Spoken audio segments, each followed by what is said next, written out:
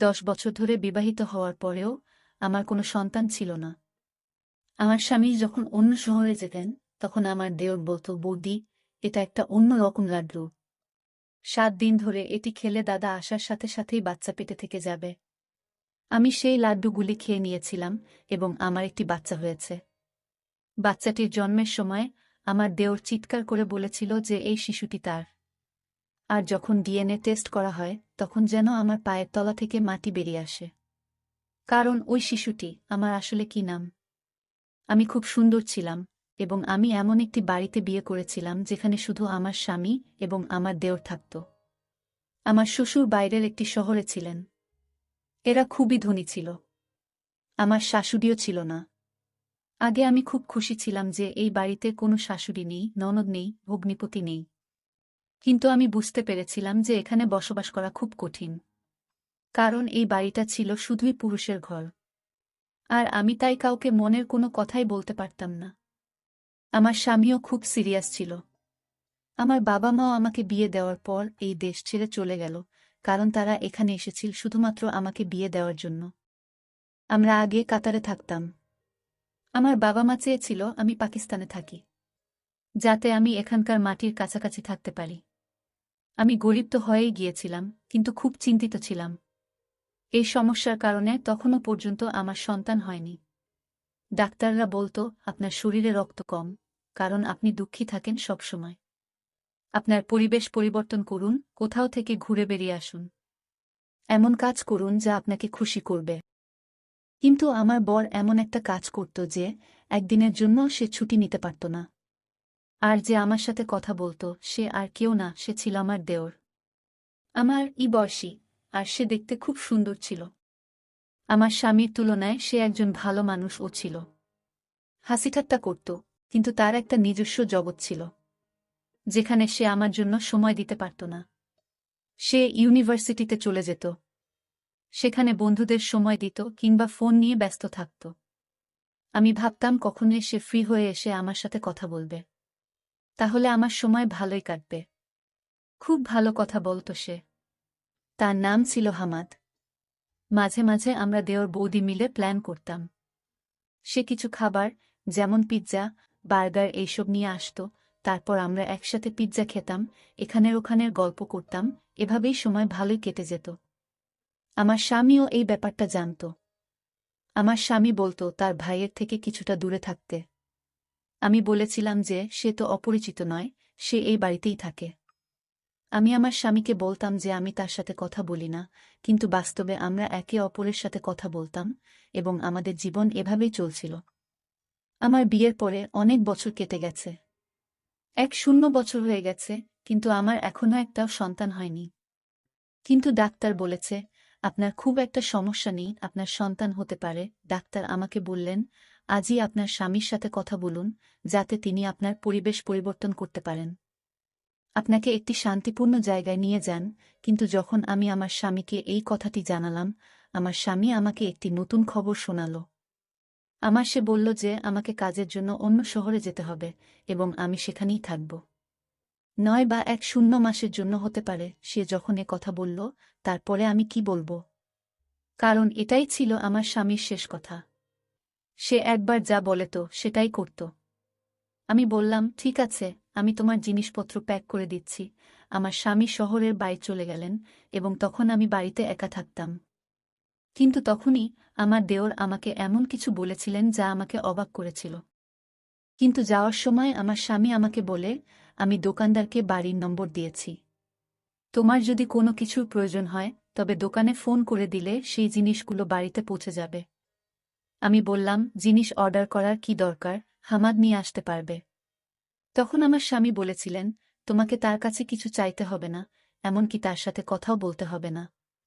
সে তার কাজ করুক, তুমি নিজের কাজ করো। এমনকি ওর জন্য রান্না করারও দরকার নেই।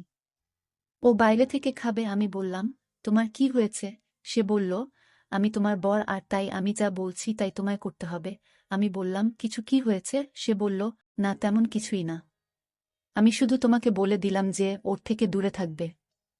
আমার এক কাকিমা বাইরে চলে গেছেন। যখন তিনি ফিরে আসবেন, তখন তিনি তোমার সাথে থাকতে আসবেন। তোমার খেয়াল রাখবেন উনি, আর তোমার ভয় করবে না একটু। আশ্চর্য ব্যাপার হলো, আমার স্বামী চলে যাওয়ার আগে আমার দেওরের সাথে দেখাও করেনি। হয়তো ভাইদের মধ্যে কিছু রাগের কারণ ছিল, কিন্তু এমন তো কখনো ঘটেনি, কারণ আমার দেওর একদিন আমার জন্য একটি লাড্ডু নিয়ে এল। সে বলল, তুমি যদি এটি খাও তাহলে দাদা এখানে ফিরে আসার সাথে সাথে তোমার বাচ্চা পেটে থেকে যাবে। যদিও আমি আমার দেওরের সাথে এসব কথা আগে কখনো বলিনি, কিন্তু আমার এই দেওর ছিল অন্য ধরনের। আমরা একে অপরের সঙ্গে বন্ধুর মতো কথা বলতাম। সে বলল, অনেক দিন হয়ে গেছে, দাদা বুঝতে পারছে না। সে তোমার চিকিৎসা করায় না, আর তোমাকে কোথাও নিয়েও যায় না। কিন্তু আমি এই বাড়িতে একটি বাচ্চা দেখতে চাই, যাতে তোমার মুখ থেকে কষ্টের ছাপ সরে যায়। এজন্যই আমি এই মন্ত্র পড়া লাড্ডু নিয়ে এসেছি। তোমাকে 7 দিন ধরে এটি খেতে হবে, তারপরে দাদা যখন আসবে তখন সুসংবাদ পাবে। আমি আমার দেওরকে ধন্যবাদ জানিয়েছিলাম এবং তাকে বলেছিলাম যে সে সত্যিই একজন ভালো মানুষ, যে এত চিন্তা করেছিল আমার জন্য। আমি বললাম তাকে, আল্লাহ তোমাকে একটা মিষ্টি বাচ্চার কাকা বানিয়ে দিক। আর আমি সেই লাড্ডুটি 7 দিন ধরে প্রতিদিন খেয়েছি, এই ভেবে যে একদিন সবকিছু ঠিক হয়ে যাবে। আমার দেওর আমাকে প্রতিদিন গল্প বলতো যে এই লাড্ডু তো অমুকও খেয়েছিল। আমি যেখান থেকে এগুলো নিয়ে এসেছি সেখানের খুব নাম ডাক হয়েছে। মানুষ তাদের কাছে যায় এবং তাদের সমস্যার সমাধান করিয়ে ফিরে আসে। বৌদি, তোমার সমস্যারও সমাধান হবে। আমি প্রার্থনাও করেছি, কিন্তু আমার দেওর আমাকে বলেছিল যে তোমার স্বামীকে এই বিষয়ে কিছুই জানাতে হবে না, কারণ সে এই ধরনের জিনিসে বিশ্বাস করে না। আর যদি দাদা জানতে পারে যে এই লাড্ডুগুলো আমি তোমাকে দিয়েছি, তাহলে আমাকে মেরে ফেলবে। আমি তাকে বললাম যে তোমাদের মধ্যে কি কোনো ঝগড়া চলছে? সে বলল, না, কোনো ঝগড়া নেই। দাদা যেখানে গেছে আমাকেও সেখানে সে পাঠাতে চেয়েছিল, কিন্তু আমি যাইনি। সেজন্য আমার উপর রেগে আছে। আমি বললাম যে এত ছোট ব্যাপার। তোমার দাদা তো এমনভাবে রেগেছিল যেন তোমার সাথে তার মৃত্যু হলেও কোনো সম্পর্ক সে রাখবে না। সে বলল, হ্যাঁ, ব্যাপার এটুকুই যে সে সাথে সাথে রেগে যায়। কিন্তু সেই দিনগুলিতে আমি আমার দেওরের মধ্যে আরও একটি জিনিস লক্ষ্য করেছি, যা সে আগে কখনো করত না, আর তা হল সে এখন গভীর রাতে বাড়িতে আসে। আমি একা ছিলাম, তাই আমি ওকে বললাম তাড়াতাড়ি আসতে। আমার মনটা কেমন একটা করে। 7 দিন ধরে আমি সেই লাড্ডু খেয়েছি, আর সে বলল, বৌদি, আমি তাড়াতাড়ি আসার চেষ্টা করেছি, কিন্তু কাজটাই এমন। ওকে বললাম যে তোমার জন্য লাড্ডু এসো, তবেই তো বাড়ি। তোমার সাথে আমার জরুরি কাজ, তার জন্য আমাকে সেখানে বসতে। আর আমার মনও ভালো নেই। 7 দিন ধরে আমি সেই লাড্ডু খেয়ে যাচ্ছে। আর হলে আমি তোমাকে আমি আমার স্বামীকে এখানে ডেকে, কারণ আমার এখানে অনেক কাজ আছে। ওকে বললাম যে তুমি এখানে চলে এসো, আমার তোমাকে দরকার। তোমার সাথে আমার জরুরি কাজ আছে। এলো। আমি অবাক হয়ে দেখলাম যে সে আমার দেওরকে গলায় একবার স্বামী বলল, ঠিক আছে, তাহলে সে এমন ভাবে পাশ দিয়ে চলে গেল যেন সেখানে কেউ বসে অনেক কাজ আছে। আমি বেশ অবাক হয়েছি, আসো, আমার কারণ আমার স্বামী স্বামী যখন এলো বলছিল, আমি অবাক হয়ে দেখলাম সে আমার দেওরকে গলায় একবার এবং সবকিছু ঠিক হয়ে যাবে, কিন্তু এমন ভাবে পাশ দিয়ে চলে গেল যেন সেখানে আমার স্বামী আমাকে তার সাথে অন্য শহরে নিয়ে যায়। আমি বেশ অবাক হয়েছিলাম, আমি সেখানে, কারণ আমার স্বামী আসার আগে আমার দেওর আমি থাকতে দাদা 1 মাস হলেই আমাকে জানতে পারলাম যে আমি সবকিছু ঠিক হয়ে যাবে, কিন্তু এটা যেন মৃত্যুমুখে কোনো মানুষ জীবন ফিরে। আমার স্বামী আমাকে তার সাথে বিয়ের 1 বছর পর এমন খবর পাওয়া ছোট কথা নয়। এখানে আমি থাকতে মাত্র 1 মাস হলো, কিন্তু দেওরের দেওয়া পারলাম যে আমি গর্ভবতী। শুধু বললাম সন্তান না হওয়া কোনো মানুষ জীবন ফিরে বিছানায় থাকবো। আমার স্বামী 1 বছর পর এমন খবর পাওয়া। আমি যখন আমার দেওরকে ফোন করলাম তখন তার নাম্বার বন্ধ ছিল, কিন্তু দেওরের আমি বাড়ির ফোন নাম্বারে কল করলে চাকর ফোনটা শুধু বললাম সন্তান না হওয়া পর্যন্ত আমরা একই বিছানায় থাকব। আর ওর ফোনটা হারিয়ে গেছে। আমার স্বামীও খুব খুশি। আমি আমার দেওরকে যখন আমার দেওরকে ফোন করলাম, কিন্তু ওর জন্য একটা মেসেজ অবশ্যই করে রাখলাম। আমি বাড়ির ফোন নাম্বারে কল করলে চাকর ফোনটা তুলে বলল, ছোট। আমার স্বামী বলল, তুমি কাকে মেসেজ করছো? আর ওর ফোনটা হারিয়ে গেছে। আমি বললাম, আমি আমার দেওরকে এটা বলতে পারলাম না। বর বলল, কোনো দরকার নেই, কিন্তু ওর জন্য একটা মেসেজ অবশ্যই করে রাখলাম। এটা কেন বলছো? যে ও আমার স্বামী বলল যে সে ব্যবসায় অনেক ক্ষতি করেছে। আমার স্বামী বলল, আমি তার সাথে সব সম্পর্ক শেষ করে দিয়েছি। আমি বললাম, তাকে তার জমির অংশ দেওয়া হয়েছে এবং বর বলল সে তার অংশ থেকে বেঁচে থাকবে। এটা কেন আমাদের কোনো সম্পর্ক? আমার স্বামী বলল যে সে ব্যবসায় অনেক ক্ষতি, সে মারা যাওয়ার আগে আমি তার সাথে সব সম্পর্ক শেষ করে দিয়েছিলেন, আর তুমি তাকে এই জমির অংশ দেওয়া হয়েছে, এবং এখন আমার স্বামী বলল সে একজন প্রতারক, চোর, এবং তার সাথে আমাদের কোনো সম্পর্ক রাখতে চাই। আমি বলেছিলাম যে সে, আমি অবশ্যই আমার স্বামীকে বলেছি যে তার অন্যায় করেছে, আর তুমি তাকে, কিন্তু আমার স্বামী বলেছেন যে আমার ক্ষেত্রে তোমার আমার স্বামী বলার দরকার নেই, একজন প্রতারক, তুমি হলে বউ, আমি আমার কাজ হলো ঘর চালানো, সম্পর্ক রাখতে চাই না। আর হ্যাঁ,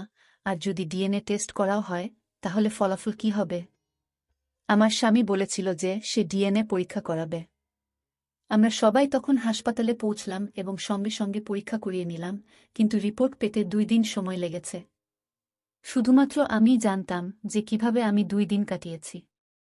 আমার স্বামী আমাকে অদ্ভুতভাবে দেখতেন। আমাকে বারবার আমার বর একই কথা জিজ্ঞেস করত, আমি যখন বাসায় ছিলাম না তখন কি হয়েছে? কোনো ঘরে তুমি ঘুমাতে?